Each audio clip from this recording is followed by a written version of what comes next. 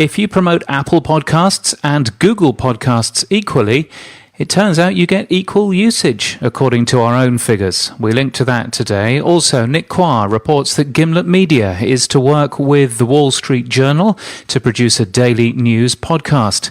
Anchor has shared how to record great podcast ads meant for their own podcast sponsorship service, but applicable for all of us. Not entirely podcast related, but certainly audio related. Record Them is a UK service that sends a professional interviewer to a family member to record their life story.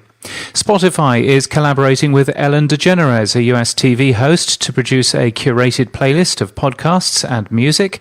And Pinecast, a podcast host, clearly cares about the user experience for its customers and has recently published a blog about the UX modules they use behind the scenes. And of note, their front end is all open source. It's a Monday, so there's lots of opinion out there today. Gustav Lindberg writes about what you should and shouldn't delegate for your podcast.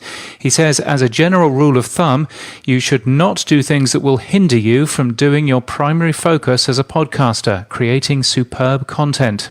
And Tim Romero shares what he learnt as Japan's first professional podcaster. If podcasting is to continue to grow, he says, it's going to be the independent voices rather than the media companies that drive that growth. We'll link to an awful lot of listicles as well today, including the best podcasts of 2018 from the Irish Times, 5 great podcasts from 2018 from the New York Times, and 10 fiction podcasts you should totally get sucked into from The Manual.